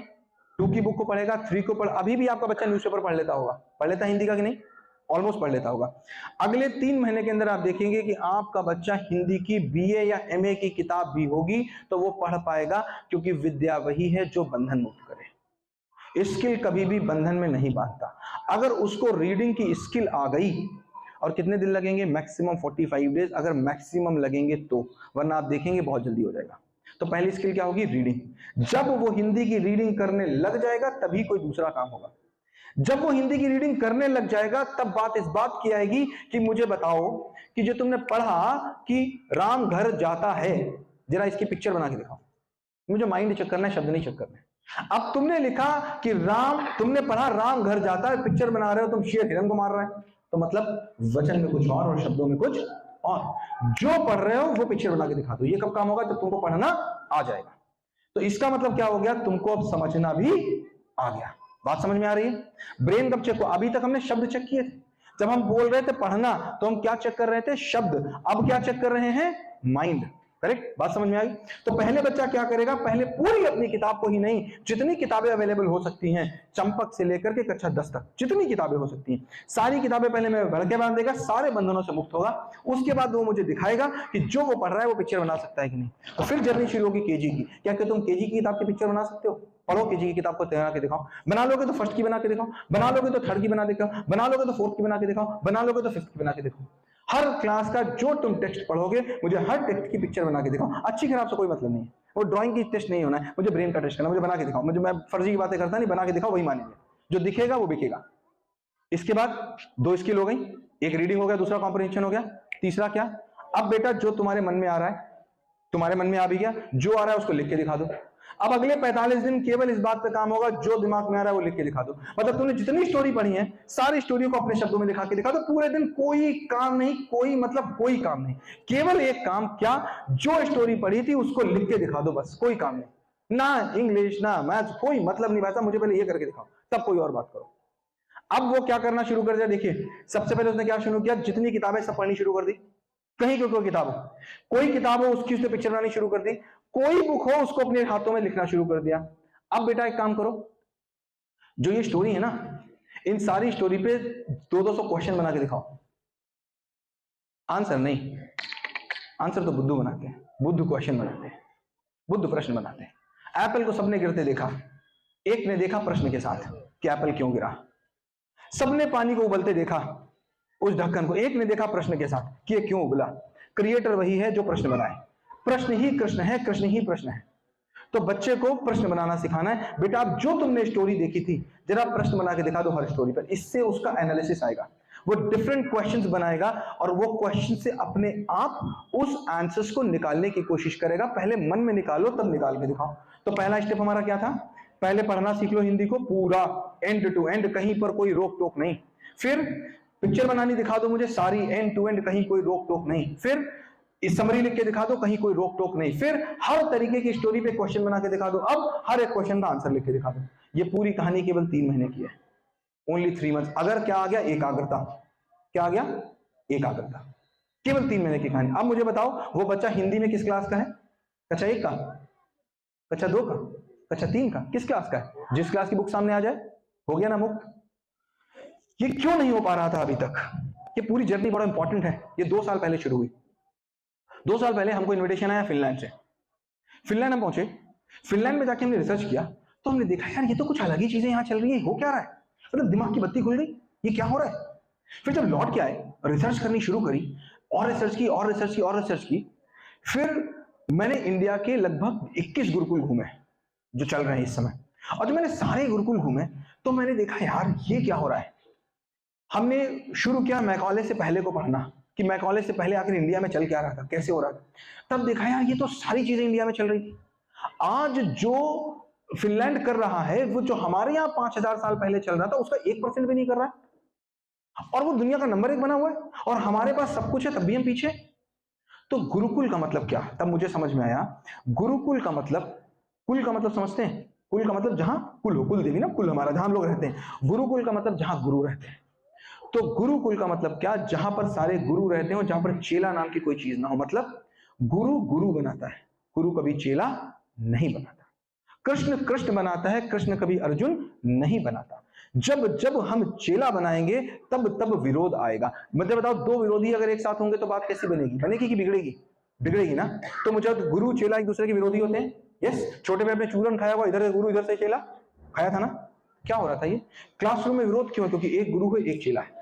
विरोध क्यों है क्लासरूम में? विरोध इस बात पे है कि हम बच्चे का हाथ पकड़ना चाह रहे हैं। आपने बचपन में साइकिल चलाना सीखा, सबने सीखा होगा। मोटरसाइकिल चलाना सीखा, सबने सीखा होगा। याद करो वो पहला दिन जिस दिन आपने मोटरसाइकिल पहली बार चलाई थी। याद करो वो दिन जिस दिन पहली बार बाइक चलाई थी आपने। आगे कौन बैठा था? चलाने वाला कि सिखाने वाला? चलाने वाला आगे बैठा था, सिखाने वाला कहां बैठा था? पीछे। पहली बार जब आप लोगों ने रोटी बनाई थी तो बताओ बेलन किसके हाथ में था? आपके हाथ में कि मम्मी के हाथ में? आपके हाथ में, पहली बार जब बनाया था। तो लाइफ का नियम है, सीखता वही है बेलन जिसके हाथ में होता है, सीखता वही है हैंडल जिसके हाथ में होता है। अब मुझे बताओ, क्लासरूम में सीखने वाला कौन? बच्चा। सिखाने वाला कौन? टीचर। हैंडल किसके हाथ में? टीचर के हाथ में। ये हैंडल बच्चे के हाथ में क्यों नहीं है? तो भाई साहब मजे की बात है, जो टीचर है वो सुन ले। आप जाते हो क्लास 10th में ट्रिग्नोमेट्री पढ़ाने, एक बार फिर पढ़ के चले जाते हो, बच्चा वहीं का वही। अगर बच्चे ने पढ़ा होता तो उसको आ गई होती। वहीं का वहीं रह जाता है बच्चा। क्यों? क्योंकि हैंडल तुम्हारे हाथ में, हैंडल बच्चे के हाथ में नहीं है। तो पूरी कहानी इस बात पर चल रही है कि हैंडल बच्चे के हाथ में। अब पेरेंटिंग है 3 तरीके की। कितने तरीके की? 3। एक है ओवर पेरेंटिंग, एक है नेचुरल पेरेंटिंग, और एक है अंडर पेरेंटिंग, मतलब लोअर पेरेंटिंग। ओवर पेरेंटिंग का मतलब अहम ब्रह्मास्मि। जो करूंगा मैं करूंगा बेटा, मेरे सिवा कुछ नहीं होगा। खाना मैं बताऊंगा क्या खाओगे, रोटी मैं बताऊंगा क्या खाओगे, कपड़े मैं बताऊंगा क्या करोगे, क्लास वर्क मैं बताऊंगा क्या करोगे, होमवर्क मैं बताऊंगा क्या करोगे, जो तुम करोगे वो मैं बताऊंगा, मेरे सिवा तुम कुछ नहीं करोगे। और बाद में क्या बोलेंगे, बेटा मैंने तेरे लिए इतना कुछ किया, तू मेरे लिए कुछ नहीं करेगा। तो ये प्यार था कि व्यापार था? तूने इसलिए किया था कि वो तुम्हारे लिए कुछ करे? आपने अपने बच्चे को छोटे पर से इतना भी डिसीजन नहीं लेने दिया कि वो क्लास वर्क अपने आप क्या डिसाइड कर ले, होमवर्क डिसाइड कर ले, और इंटर में पूछते हो उससे बेटा तुम ये डिसाइड करो तुम साइड क्या लोगे, आप हो या मैं। सच है आपने अपनी साइड इंटर में अपने दोस्त को देख के ली थी, अपने आप नहीं चुन पाए थे आप। और जिसने अपने आप चुनी भी तो उसने इसलिए नहीं चुनी कि उसकी बायोलॉजी अच्छी है, उसने इसलिए चुनी उसकी मैथ्स खराब है, डर के कारण चुनी। सच के झूठ, कटु सत्य है। आप बोलते हो मेरा बच्चा डिसीजन नहीं ले पाता, बचपन से तुमने लेने दिया? नहीं लेने दिया। ये चलता है अच्छे परिवारों में, हमारे आपके परिवारों में, अच्छे स्कूलों में, जहां पर होती है ओवर पेरेंटिंग, सब मैं करूंगा, तुम्हें मैं कुछ करने ही नहीं दूंगा। और दूसरी होती है लोअर पेरेंटिंग। लोअर पेरेंटिंग का मतलब सब मैं करूंगा, सब तुम करोगे, मुझसे कोई मतलब नहीं। ओवर पेरेंटिंग में हैंडल मेरे हाथ में बेटा, मैं हैंडल पकड़ूंगा, तू पीछे बैठ, मैं हैंडल पकड़ूंगा, मैं तुझे लेके चलूंगा, मैं तुझे कंडक्टर ही बनाऊंगा, कभी ड्राइवर बनने नहीं दूंगा। हमेशा कंडक्टर तू बना रहेगा बेटा, मेरे साथ चलेगा। मैं तेरे लिए मकान बनाऊंगा, मैं तेरे लिए घर बनाऊंगा, मैं तुझे लायक नहीं बनने दूंगा, मैं तेरा कोर्स पूरा करवा दूंगा, मैं बाद में कॉपी भी चेक करवा दूंगा प्रिंसिपल मैम के सामने। अब प्रिंसिपल मैम बाद में किसको डांटेंगे? टीचर को। तेरा काम क्यों नहीं पूरा? बच्चे का क्या मतलब भाई साहब, वो तो पीछे बैठा था, सवारी, सवारी से कोई मतलब, बस नहीं पहुंची तो ड्राइवर जाने, ड्राइवर की चिंता, बस बच्चा तो बैठा हुआ है, काहे की रिस्पॉन्सिबिलिटी? बाद में तो मेरा बच्चा इंडिपेंडेंट हो जाए, अकाउंटेबल हो जाए, रिस्पॉन्सिबल हो जाए, कैसे हो जाएगा? दूसरी होती है लोअर पेरेंटिंग। लोअर पेरेंटिंग चलती है गवर्नमेंट स्कूल्स में, जहां पर टीचर ही नहीं, बहुत अच्छे टीचर, सबसे अच्छे टीचर चुने जाते हैं, है ही एक, बताओ क्या कर लोगे? मैं देखता हूं, हमने एक स्कूल गोद लिया हुआ है, 400 बच्चों पे एक टीचर, बेचारे वो टीचर भी क्या करें?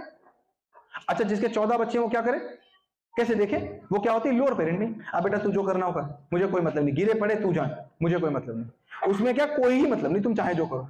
और एक होती है राइट पेरेंटिंग। राइट पेरेंटिंग का मतलब आप हैं दृष्टा बन के पीछे खड़े हुए, आप पीछे खड़े हैं और बच्चे को केवल देख रहे हैं कि बच्चा क्या गलती कर रहा है, एक एक एक्शन को एनालाइज कर रहे हैं, एक एक एक्शन को विजुलाइज कर रहे हैं, और गलती करने से पहले उसको रोक दे रहे हैं, और पीछे कैरियर पकड़े खड़े हैं। आप देखो आपने अपने बच्चे को साइकिल कैसे सिखाई, जैसे साइकिल सिखाई वैसे ही हिंदी सीखेगा, वैसे ही मैथ सीखेगा। साइकिल जब सिखाई तो आपने पीछे से कैरियर पकड़ा, और साइकिल सिखाई और आपने पता क्या बच्चे से बोला? बच्चे से बोला तू आगे देख, आगे देख, आगे देख, और पीछे से छोड़ दी दुपके से, किया कि नहीं किया? और बच्चा चला ले गया। और हम छोड़ना नहीं चाहते क्लासरूम में, तो यहां बात चल रही है छोड़ देने की बच्चे को।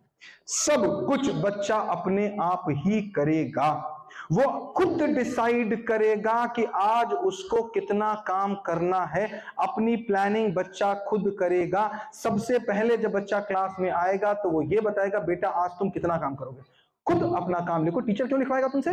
क्यों लिखवाएगा भाई? तुम लिखो कि आज मुझे 2 चैप्टर पूरे करने हैं। वहां पर होता है कंपटीशन में, देखता हूं एक बच्चा कहता है 2 पूरा करूंगा, दूसरा कहता है मैं 3 पूरा करूंगा। हाँ, मैं किसी से कमजोर हूं? वो अपनी प्लानिंग करता है। अब 2 चीजें होती हैं, एक होती है आदेश, एक होती है आज्ञा। क्या होती है? एक आदेश और एक आज्ञा। आदेश का मतलब मैं आपसे बोलूं ये गिलास में आपके हाथ में पानी है, ये तुमको पीना पड़ेगा, मतलब तुम्हारा पीने का मन नहीं है बट वो पीना है, यह है आदेश। पीना को, लेकिन इसमें 2 लोग मैं, तो पीने वाले भाई जब जब जब तुम पियोगे, पियोगे भी तो तुम आएगी, मेरे लिए। दूसरा होता है आज्ञा, और आज्ञा का मतलब आज्ञा मतलब होता है समझ में आ से आराम से।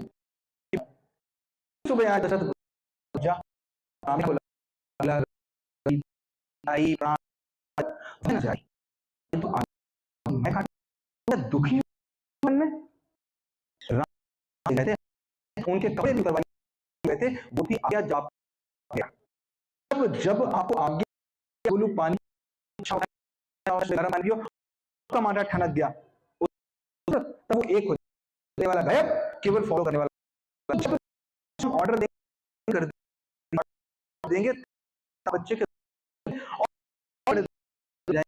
अपने माँ बाप के बीच में दूर चली जाएगी, नहीं कर पाएंगे, नहीं पढ़ सकते। केवल पूछकर उससे प्रश्न ये क्या करें, किसी अगले करते हैं, कई बार बोलेंगे कि बच्चों से करेंगे। आज बात करते हैं आदेश और आज्ञा की। आएगा अपने आप कि मुझे आज क्या करना है, किस पीरियड में गेम्स करना है और किस पीरियड में गेम नहीं करना, कंप्लीट टाइम टेबल कौन बनाएगा? बच्चा। और हर बच्चा अलग बनाएगा। ये नहीं है कि तुम्हारे बच्चे का अलग, तुम्हारे बच्चे का अलग, अलग ही होगा। जैसे अगर इतने ढेर सारे लोग एक साथ निकले यहां से लखनऊ जाने के लिए अपनी अपने अलग अलग बाइक से, तो सब एक समय में पहुंचेंगे कि अलग अलग समय पे? अलग अलग समय पे। क्यों? क्योंकि आप सभी इंडिपेंडेंट होंगे। या हमारी क्लास में सबके चैप्टर एक साथ कैसे खत्म हो जाते हैं? कैसे? क्योंकि सबको बांधा जाता है, नकेल कसी जाती है। क्यों कसी जाती है? क्योंकि हमको भेड़े बनानी है। बांधा कौन जा सकता है? भेड़ की शेर? भेड़ बांधी। और फिर हम क्या बोलते हैं, मेरे हिंदुस्तान में ना क्या समस्या है, मेरे हिंदुस्तान में नरेशन चलते हैं, जो एक काम करता है वो सब करने लग जाते हैं। क्यों? क्लास 1 से हमको ये आदत दिलाई गई कि जो एक बोल दे सब कर देना, बिना दिमाग लगाए ना। कुछ नहीं, आप डिसाइड करो कि तुमको आज कितना पढ़ना है। अगर आपका बच्चा जिस दिन नहीं पढ़ना चाहेगा उस दिन केवल उससे प्रश्न किया जाएगा, बेटा क्यों? और अगर वो मुझे जस्टिफाई कर देगा, मैं उसको बिल्कुल नहीं पढ़ाऊंगा उस दिन, बिल्कुल नहीं पढ़ाऊंगा। लेकिन उसको मुझे जस्टिफाई करना होगा क्यों नहीं चाह रहा है पढ़ना, उससे बात होगी। लेकिन अपना ऑर्डर बच्चा खुद करेगा। तो शुरुआत जब होने वाली है तो शुरुआत आपकी होगी एक पीरियड इंग्लिश, एक पीरियड हिंदी और बाकी सभी पीरियड मैथ से। जो स्किल की हम लोग बात कर रहे थे, शुरुआत जो होगी एक पीरियड हिंदी, एक पीरियड इंग्लिश और बाकी पीरियड्स मैथ से। इंग्लिश और हिंदी क्यों? इंग्लिश और हिंदी के पीरियड में केवल ताकि बच्चे इंग्लिश और हिंदी से उनका कांटेक्ट ना खत्म हो जाए। मैंने क्या बोला? मिला मिला के खाना। हिंदी और इंग्लिश की केवल स्कूल में डिक्टेशन, रीडिंग और राइटिंग चलती रहेगी ताकि जो केजी तक आया वो भूल ना जाए, वहां पर बना रहे। और पूरा दिन केवल मैथ्स पे चलेगा, 100% टाइम मैथ्स पे चलेगा। और जब हम बोलते हैं, बहुत ध्यान से समझिएगा, मैथ में सबसे बड़ी समस्या होती है कमजोर होने की। बोलते हैं ना मैथ में मेरा बच्चा कमजोर है, इस पॉइंट को बहुत ध्यान से समझ लीजिएगा। कमजोर का मतलब क्या? कमजोर का मतलब होता है जोर कितना लगाया? कम लगाया, बस। और कोई मतलब नहीं कमजोर का। अब कोई आ रहा है कैसा मैं कमजोर हूं, मुझे कोई तरीका बता दो। तुम तो खुद ही बता रहे तुमने जोर कम लगाया, मुझसे क्या पूछ रहे हो? खुद ही तुमको पता है। तो एक ही बात है, कमजोर का मतलब जोर कम लगाया, नंबर 1। और दूसरा कमजोर का क्या मतलब होता है? दूसरे कमजोर का मतलब होता है जैसे एक सीरीज में बल्ब है और बल्ब नहीं जल रहा है, एक सीरीज में बल्ब है और बल्ब नहीं जल रहा है। तो दो समस्या हो सकती है, या तो सीरीज का कोई तार टूटा या तो बल्ब के अंदर का कोई तार टूटा। इसके अलावा तीसरी समस्या कोई हो नहीं सकती। और जो समस्या है वही समाधान होगा। क्या समाधान? तार जोड़ देना। मेरा बच्चा क्लास 1 में है, समस्या आती है जब हम बात करते हैं कक्षा 9 की। क्लास 9th में जब हम बात करते हैं तो मुझे तार टूटे मिलते हैं क्लास 1 में, तार टूटे मिलते हैं क्लास 2 में, तार टूटे मिलते हैं क्लास 3 में, तार टूटे मिलते हैं क्लास 4 में। और ये कटु सत्य है हर स्कूल का। फिर मैं जब स्कूल की बात करता हूं तो अपने को अलग नहीं करता। कक्षा 9 बच्चा पास करता है और ये शर्त लगा लीजिए कक्षा 6 वो फेल होता है, 6 फेल होता है, 9th पास करता है, वही आगे समस्या करता है। आधा ही पगबाधा है, आगे की समस्या होती है। हम यहां पर क्या करने वाले हैं, एक एक तार को जोड़ करके छोड़ने नहीं वाले। एक एक सीरीज में जो चलेगा काम, आपकी बुक से कोई काम नहीं चलने वाला। मैथ की पूरी 17 फेजेस है हमारे पास, वो आपसे शेयर कर देंगे। 17 फेजेस में काम चलेगा। बच्चे की क्वांटिटेटिव एप्टीट्यूड पे काम चलेगा कि कैसे उसकी एनालिटिकल स्किल्स बढ़े। और जैसे ही उसकी एनालिटिकल स्किल ऐसी बन जाएगी कि वो अपनी किताब अपने आप पूरी कर ले। कैसे पूरी कर ले? अपने आप। किताब में काम 1% भी टीचर नहीं कराएगा, टीचर केवल उसको क्वांटिटेटिव एप्टीट्यूड देगा।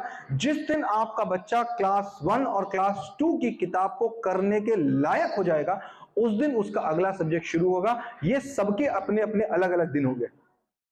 आपका बच्चा 1 महीने में हिंदी शुरू कर सकता है अगला सब्जेक्ट, आपके बच्चे को 3 महीने लग सकते हैं, आपके बच्चे को 6 महीने लग सकते हैं। क्यों? क्योंकि मेरा कांस्टेंट है रिजल्ट। कांस्टेंट रिजल्ट क्या है कि मैथ में तुमको हर कीमत पर 100% देना है। और न देने के केवल 2 कारण। बुद्धू कोई पैदा नहीं होता, कोई बुद्धू पैदा नहीं हुआ, कोई बुद्धू पैदा नहीं हुआ। बुद्धू केवल इसी बात से होता है या तो उसने जोर कम लगाया या उसका कोई पुराना टूटा हुआ है। अगर फर्स्ट में टूट जाएगा तो सेकंड में जोड़ नहीं पाएंगे। तो फर्स्ट की जब तक बच्चा फर्स्ट और सेकंड की मैथ की किताब को अपने आप, और किताब मतलब कौन सी, मेरे स्कूल की नहीं, दुनिया की कोई किताब। जब आप बोलोगे मुझसे कि सर इस समय मेरे बच्चों को, मैं दिल्ली गया था, वहां मेरे भाई भतीजे चाचा चाची की क्लास 1 की किताब, क्लास 2 की किताब मैंने दे दी और मेरा बच्चा पूरी क्लास 1 की बुक करने लग गया, उस दिन उसका हिंदी शुरू होगा। समझ आ रहा है? इंग्लिश कब शुरू होगा? जब वो कक्षा 1, कक्षा 2, कक्षा 3 की कोई भी किताब, कोई भी स्टोरी उसको आप दे दें और वो कर ले, तब उसकी इंग्लिश शुरू होगी। और साइंस कब शुरू होगी? जब वो इंग्लिश, हो सकता है 1% ऑफ द केस इस साल साइंस ना शुरू हो पाए। क्या समस्या भाई? कोई कसम खाई साइंस पूरी करा दे? नहीं हो भाई, क्या दिक्कत है? अगले साल पढ़ लेगा, 1 साल के लिए आया क्या? लेकिन जो होगा पूरा अध कचरा, कुछ नहीं होगा। हो सकता है 1% केस, हालांकि होगा नहीं, 1% हो सकता है कि इस साल केवल हिंदी इंग्लिश मैथ्स ही हो पाए, साइंस छू ही नहीं ना जाए। किताब खोली ही ना जा पाए, आपकी साइंस की किताब का पैसा खराब हो जाए, समस्या क्या है? अगले साल जब करेगा तो फर्स्ट से लेकर के फिफ्थ तक कर डालेगा। समझ में आ रही बात? तो हम सिलेबस के पीछे नहीं भागेंगे, किसके पीछे भागेंगे? स्किल के पीछे भागेंगे। अब देख लेते हैं कोई पॉइंट मेरा रह तो नहीं गया। करेक्ट, लगभग हमारी सारी चीजें हो चुकी हैं। लास्ट चीज जो हमने ऑलरेडी शुरू कर दी है, राइट एंड रॉन्ग, ये सबसे इंपॉर्टेंट है। हर दिन बच्चा हमारा 5 अच्छी बातें और 5 बुरी आदतें लिख रहा है। घर पे उसने लिखनी शुरू कर दी होंगी, यहां पे भी लिख रहा है। हमारा काम केवल एक ही है, उसको उसकी गलती की पहचान करा देना और उसको उस गलती को ना करने के तरीके खुद ढूंढवा देना। हमको कुछ नहीं बताना है। यह काम एक दिन में पूरा नहीं हो सकता और एक दिन में होगा भी नहीं, लेकिन अगर हमने कक्षा 1 से शुरू किया और कक्षा 12 तक किया, 12 साल लगातार, तो मेरा ऑब्जेक्टिव केवल एक ही है कि 12वें साल जो बच्चा यहां से निकले, वो 2 ही तरीके के लोग हो सकते हैं इस जिंदगी में, एक बुद्धू और दूसरे बुद्ध। कौन से? एक बुद्धू, दूसरे बुद्ध। एक वो जो सोया हुआ आदमी, एक वो जो जागा हुआ आदमी। मेरे पास से जब यहां से इंटर से बच्चा निकले तो वो जागा हुआ हो, वो गुरु होना चाहिए। इसीलिए इसका नाम है बोध क्लासेस। बोध आता है बुद्धि से, बोध आता है समझ से, बोध आता है सही और गलत की पहचान से, बोध आता है अपनी गलतियों को जान लेने से, बोध आता है इस बात से जो करूंगा पूरा करूंगा, आधा तो कभी करूंगा नहीं। मेरी बात यहीं पे समाप्त हुई।